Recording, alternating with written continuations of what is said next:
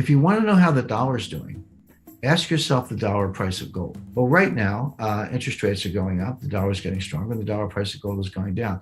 There's every reason to expect that will reverse sooner than later. This is not the first time we've seen interest rates spike. If you go back over the last 10 years, the yield to maturity in the 10-year Treasury note has spiked on a number of occasions, but notably, it hit about 3.5%, came down. Then there was another spike around 2.5%, came down again. A third spike around 2%, came down again. And right now it's spiked up to 1.6%. Notice the pattern. A technician would first of all point out that this is a pattern which is called lower highs and lower lows. In other words, there are highs and lows, there is volatility, but each high is a little bit lower than the one before. And the trend is down, and each low drops lower than the one before, which means you're getting closer to zero. So we have a spike right now, and the price of gold has gone down, but one of two things is going to happen. Either that's going to turn around. There is no inflation. The interest rates are going up based on inflation expectations. And I want to emphasize the word expectations.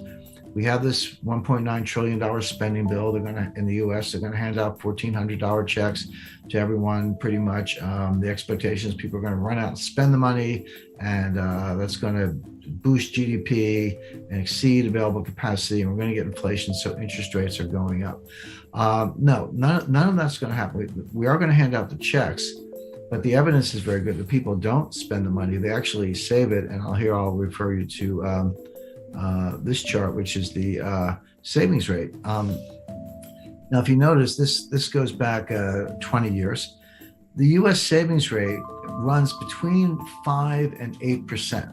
It's very steady. Again, there's some wiggles, some volatility. It peaked up a little bit in 2013, but it kind of runs pretty consistently between 5 and 8%. Look at what happened at the start of the pandemic. It went up to almost 20%. I think that's over close to 30%. So it spiked to 30%. It came back down, but it didn't come back down to the range. It came back down to around 13 or 14%. And in the most recent reading, it spiked up again closer to 15%. These are sky high interest rates. These are like Chinese interest rates in the United States, which means that you can hand out money, but people aren't spending it. They're putting it in the bank, or they're paying down debt, which economically is the same thing. They're deleveraging their balance sheet. So again, pushing money out the door doesn't do any good if people don't spend it. And right now they're not. People are, if you've lost your job, you're not taking your friends out to dinner. You're putting the money in the bank or paying off your credit card. Even if you haven't lost your job, you might be concerned that you will lose your job or your company will fail next month. And so you're putting it in the bank. It's what economists call precautionary savings, or saving for a rainy day. So here you see the savings rate going up. That's what stands in the way of government spending really stimulating the economy. And then coming back to what we showed earlier, the inflationary expectations are going to be disappointed because people are not using the money to spend and stretch the capacity of the economy. They're saving it.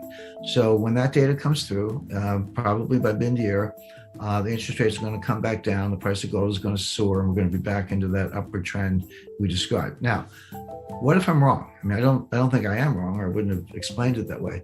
But what if I'm wrong and the inflation actually shows up?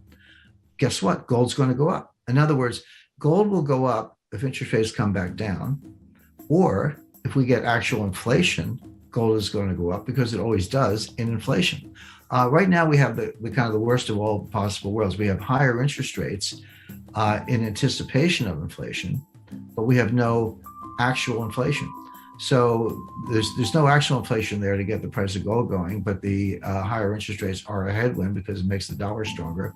So one of two things is going to happen. Either those rates are going to come right back down, which I expect, or the inflation is going to show up, which I don't expect, but I can't rule it out. But either one of those is going to get gold going back up again. And let me just flip ahead, Sean.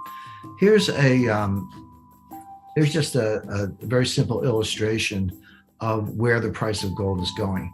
Now, this is in what I call monetary reset. This is what would happen if you had a gold standard. I'm not saying we will have a gold standard. There's not a central bank in the world that wants a gold standard.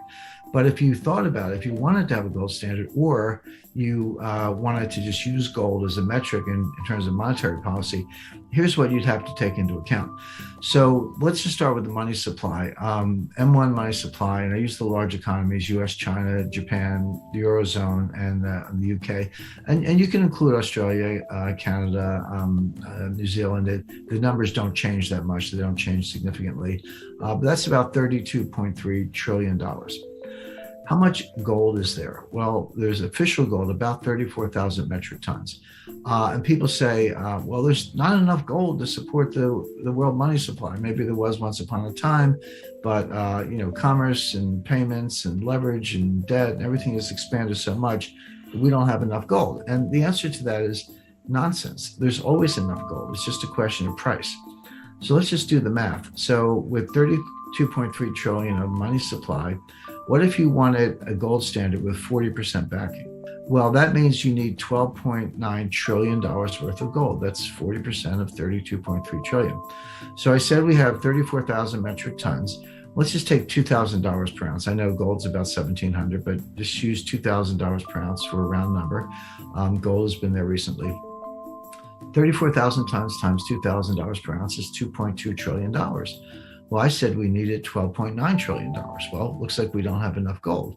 But what happens if we change the price, come down to the second row, to $12,000 per ounce? Well, voila, 34,000 metric tons at $12,000 per ounce, it's $13.2 trillion.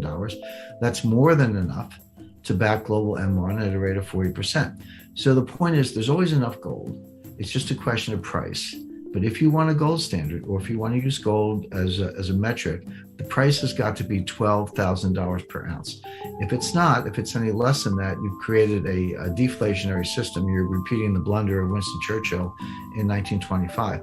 So my point is, it's not that central banks are going to opt for a gold standard. It is the case that this is the direction gold is going, and it's going to get there sooner than later because of so much money printing and ultimately a loss of confidence in the dollar itself. And just one last slide. Here is the history of bull markets. And I don't have any bull markets before 1971. Well, there's a reason for that, which is before 1971, gold was money. It wasn't a question of, there was a gold standard, there was a fixed price for gold, but gold was actually a form of money. It was treated as such by the IMF and others. It was only in 1971 when Richard Nixon stopped the convertibility of dollars for official gold that the gold market went its own way. So we're now in the third great bull market. The first bull market you see goes from 1971 to 1980, and that was a 2,100% gain. Then we had a long bear market, just kind of flat to down, grinded down for almost 20 years. And then in 1999, the second bull market takes off. Gold was about $250 an ounce at the time.